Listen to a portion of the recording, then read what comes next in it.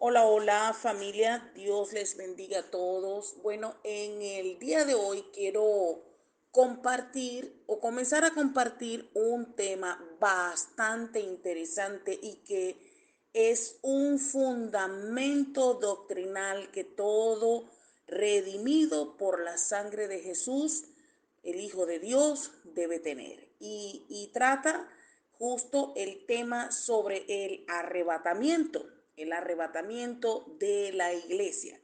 Y lo vamos a titular El misterio del arrebatamiento de la iglesia. Y vamos a tener muchos pasajes bíblicos que vamos a estar estudiando y que usted y yo vamos a descubrir en la medida que estemos estudiando la palabra, de que cómo Dios nos habla a través de ella y todas las respuestas que el Señor nos tiene a través de sus escrituras, de muchas preguntas que nos hemos hecho. Por ejemplo, cuando estudiamos este tipo de tema, nosotros nos hacemos infinidades de preguntas, como por ejemplo, ¿quiénes se irán en el arrebatamiento de la iglesia? O como también lo conocemos, el rapto de la iglesia. También nos hemos hecho preguntas como por ejemplo, ¿es lo mismo el arrebatamiento de la iglesia que la segunda venida de Cristo? ¿O son dos eventos con un intermedio de tiempo de separación? Hay preguntas como, por ejemplo, cuando nos vayamos, ¿cómo nos vamos a ir? ¿Se va a ir el cuerpo? ¿Se va solo el alma o el espíritu? ¿Cómo irá a ser eso?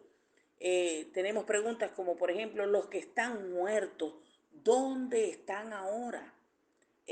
Preguntas como, por ejemplo, ¿es verdad que los que mueren están en un estado inconsciente y que solo al resucitar es que vamos a recobrar la conciencia? ¿O las personas que murieron ya están conscientes desde el momento que murieron? ¿De qué forma el espíritu, el alma y el cuerpo están interconectados? Todas estas son muchas preguntas que nosotros nos hacemos cuando se trata de este tema del rapto o el arrebatamiento de la iglesia. Otras preguntas que a veces nos hacemos es, ¿quiénes se encuentran ahorita en el centro de la tierra? ¿Qué están haciendo? ¿Y quiénes se encuentran en el cielo?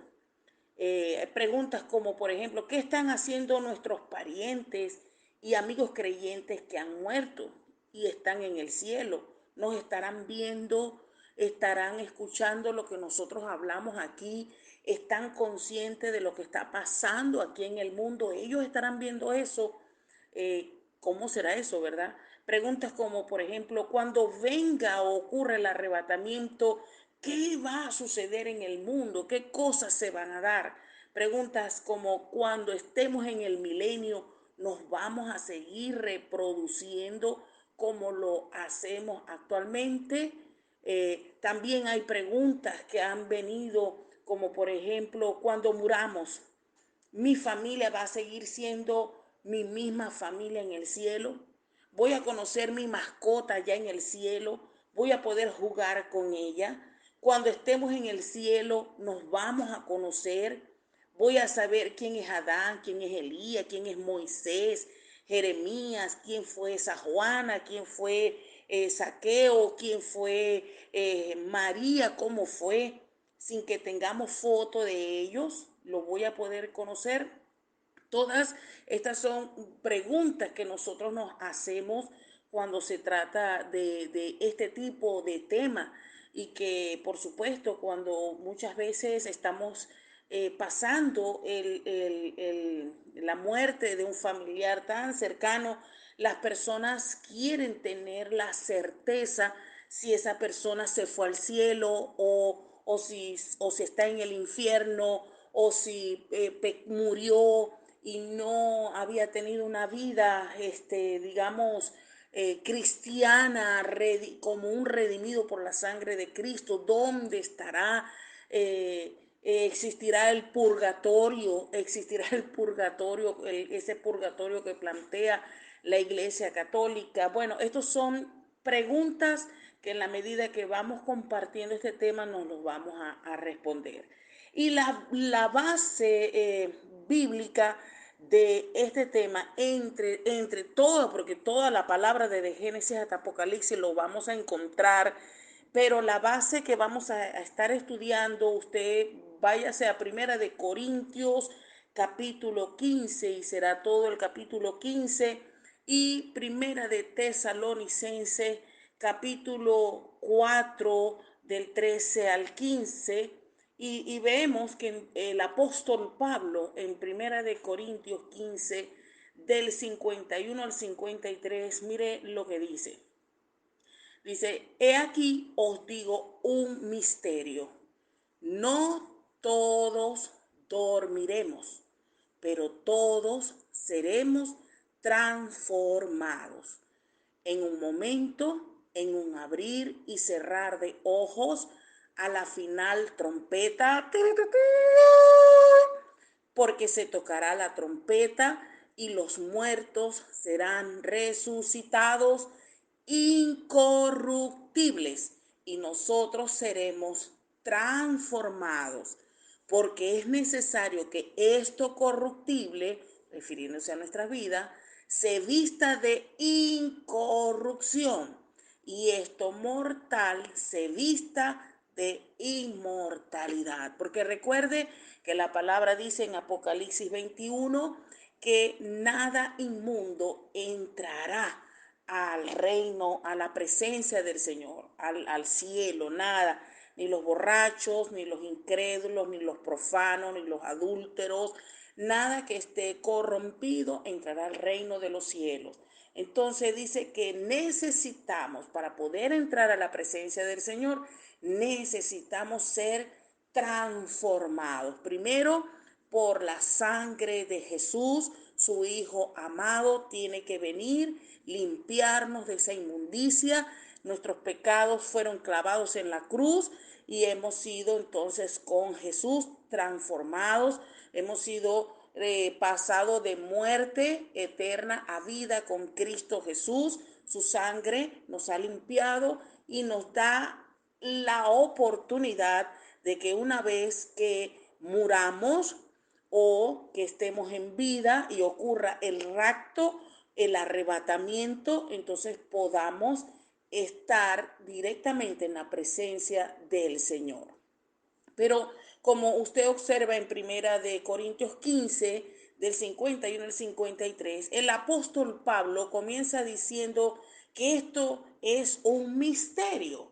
¿Y por qué el apóstol Pablo dice, os digo un misterio? ¿Por qué habla el apóstol Pablo de que esto era un misterio? Bueno, porque en el Antiguo Testamento, recuerde, no se había revelado el arrebatamiento de la iglesia. Tampoco se había revelado el concepto de iglesia como la que usted y yo hoy conocemos. Y quiero decirle que no se trata de iglesia como esas cuatro paredes o esa infraestructura donde nosotros nos reunimos. No, recuerde que el concepto de iglesia se lo da Jesús a su cuerpo, a su redimido. Todo aquel que acepta a Jesús como Señor y Salvador pasa a ser iglesia del Señor. Entonces, esta revelación, tanto del arrebatamiento, el rapto, como el de la iglesia, es decir, ese misterio que habría un tiempo en el que una generación de cristianos habla de que una generación de cristianos no íbamos a morir, íbamos a ser transformados de la noche a la mañana. Este misterio es una cosa escondida antes, pero revelada por Dios al apóstol Pablo. No se la reveló a Pedro, no se la reveló a Juan, no se la reveló a Santiago, no se la reveló a Lucas, no se la reveló a más nadie, sino que Dios se la reveló al apóstol Pablo. Y Pablo escribió el misterio que es el arrebatamiento de la iglesia, el misterio de la iglesia que se encuentra en Efesios capítulo 3. Entonces, por eso el apóstol Pablo comienza diciendo, he aquí os digo un misterio. ¿Cuál misterio? Que no todos vamos a dormir. No todos vamos a morir, pero todos seremos transformados en un átomos. Átomos, la palabra átomos es en el griego, dice que es una fracción imperceptible de segundos.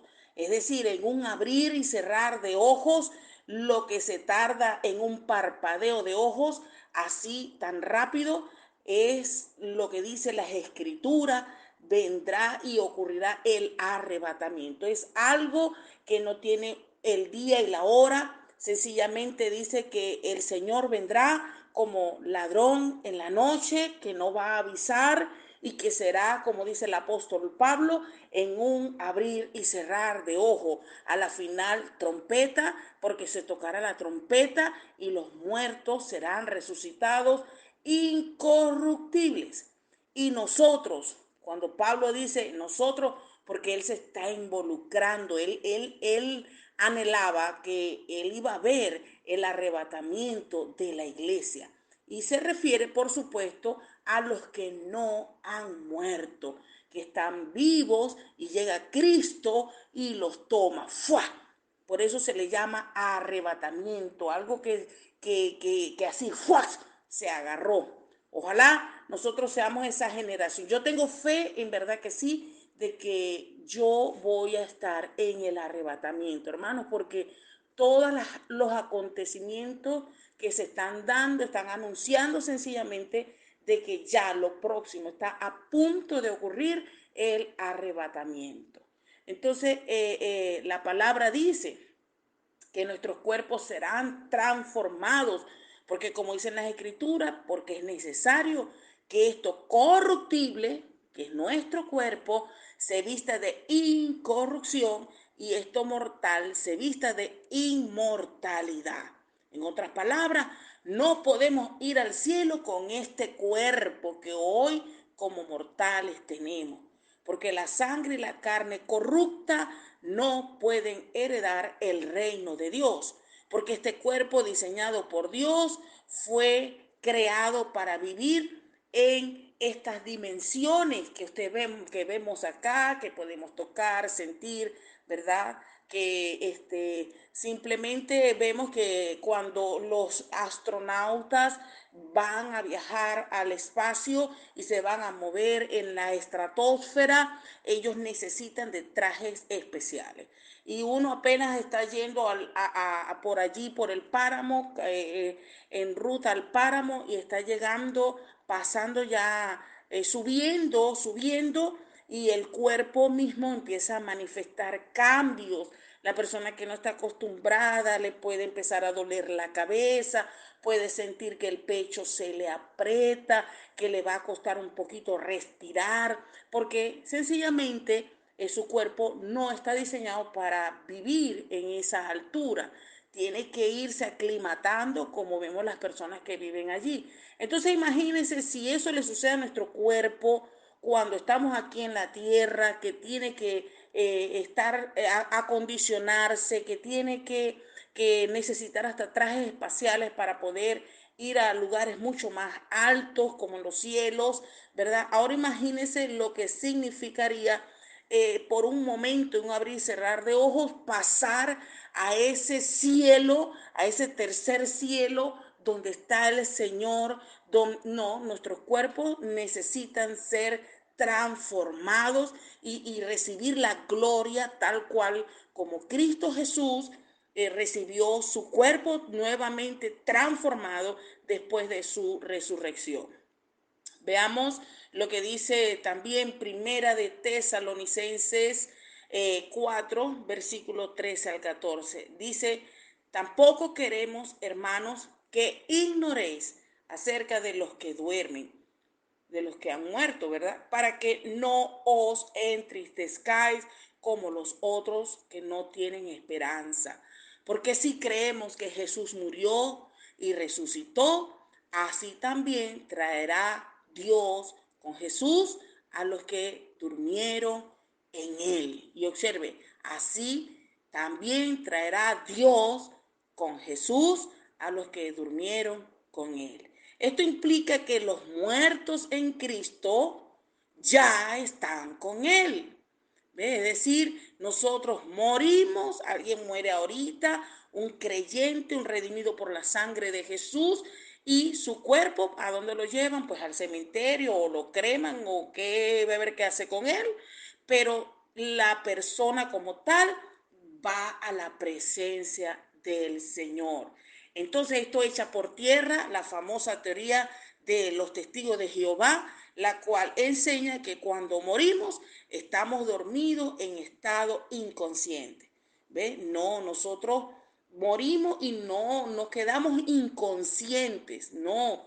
Enseñan que cuando Jesús vuelva va a traer con él a los que murieron antes que nosotros. Por eso, pero esto no es así. Las escrituras siguen explicando el procedimiento. Miren lo que dice Primera de Tesalonicenses 4:15.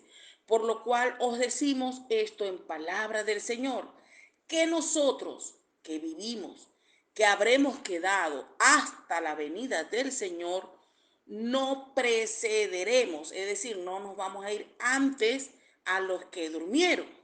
Y en el versículo 15 dice, o sea, no vamos a ser arrebatados antes que los muertos en Cristo. Los que hayamos quedado vivos y viene el rapto, no nos vamos a ir primero. Primero se van a ir los que partieron con Cristo. Y aquí ya vamos a explicar otro detallito, porque genera ruido o confusión, porque si acabamos de ver de que los que mueren en Cristo parten inmediatamente con Cristo, ¿cómo es que luego en el arrebatamiento, entonces los muertos en Cristo resucitarán primero? ¿Cómo será eso? Dice, bueno, ya vamos a explicar, porque en el versículo 16 dice, porque el Señor mismo, con voz de mando, con voz de arcángel y con trompeta de Dios, descenderá del cielo, y los muertos en Cristo resucitarán primero, luego nosotros. Entonces vamos a ver el orden del arrebatamiento. Primero, cuando venga Cristo en el arrebatamiento, todos los muertos de la iglesia de la cruz, a nuestros días le vamos a ver. Todos los que hayan muerto desde que inició la iglesia, ¿verdad? Hasta el momento mismo de que se dé el arrebatamiento, le van a ver. Pero todos los muertos del Antiguo Testamento, es decir, antes de Jesús, ¿verdad? No se van en el rapto. ¿Ok? Vamos a ir explicando eso. Los muertos del Antiguo Testamento van a resucitar hasta después de la tribulación. Entonces, voy a recapitular acá. El orden del arrebatamiento: viene Cristo, ¿verdad? Sin pisar la tierra, en los aires, en los cielos. El Señor mismo con voz de mando, con trompeta de Dios, va a sonar y dice, vénganse para acá. Entonces van a levantarse todos los que murieron en Cristo, porque la palabra dice todos los muertos en Cristo, con Cristo, en Cristo. Es decir, con Cristo Jesús, Él dividió la historia en dos, antes de Cristo y después de Cristo. Entonces, todos los que murieron después de que Jesús vino, se hizo hombre, resucitó en victoria, ¿verdad? Y luego dio el bautismo del Espíritu Santo, porque Jesús dijo, es necesario que yo me vaya para que venga el Consolador, Él os guiará. Él se revelará, Él mostrará, Él les enseñará. Entonces, todos los que conocieron a Jesús desde ese momento hasta justo antes del arrebatamiento son los que van a ser resucitados, los que hayan muerto. El que haya muerto un segundo antes de que Jesús haya venido en su rapto, ese apenas cayó ahí tieso, ¡pum!, inmediatamente será resucitado. Y por supuesto, los que hayamos quedado vivos y el Señor viene y llama a su iglesia, pues no vamos a resucitar porque estamos vivos. Vamos a ser tomados, es lo que se llama el rapto. ¿Ves? Pero los muertos antes de Cristo, ok, ellos todavía no van a resucitar en ese rapto. No van a resucitar, sino hasta después de la tribulación. Y para ello vamos a leer Isaías 26 del 19 al 21. Dice, tus muertos vivirán, sus cadáveres resucitarán. Despertad y cantad, moradores del polvo, porque tu rocío es cual rocío de hortalizas, y la tierra dará a sus muertos. Anda, pueblo mío, entra en tus aposentos, cierra tras ti tus puertas, escóndete un poquito por un momento, en tanto que pasa la indignación. Y esa indignación se refiere a la tribulación. Versículo 21, porque he aquí que Jehová sale de su lugar para castigar al morador de la tierra por su maldad, refiriéndose al anticristo, ¿verdad? Y la tierra descubrirá la sangre derramada sobre ella y no encubrirá ya más a sus muertos. Daniel también explica esto, dice en Daniel capítulo 12, del versículo 1 al 4 y el versículo 13, dice, en aquel tiempo se levantará Miguel, el arcángel Miguel, el gran príncipe que está de parte de los hijos de tu pueblo, y será tiempo de angustia, cual nunca fue desde que hubo gente hasta entonces. Está refiriéndose a la tribulación. Pero en aquel tiempo será libertado tu pueblo, todos los que se hayan escritos en el libro, y muchos de los que duermen en el polvo de la tierra serán despertados, es decir, resucitados, unos para vida eterna y otros para vergüenza y confusión perpetua. Los entendidos resplandecerán como el resplandor del firmamento, y los que enseñan la justicia a la multitud como las estrellas a perpetua eternidad. Pero tú, Daniel, cierra las palabras y sella el libro hasta el tiempo del fin. Muchos correrán de aquí para allá y la ciencia se aumentará, y tú irás hasta el fin y reposarás y te levantarás para recibir tu heredad al fin de los días.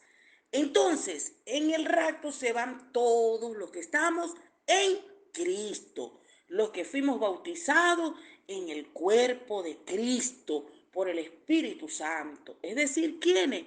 La iglesia. Y esa iglesia no existía en el Antiguo Testamento.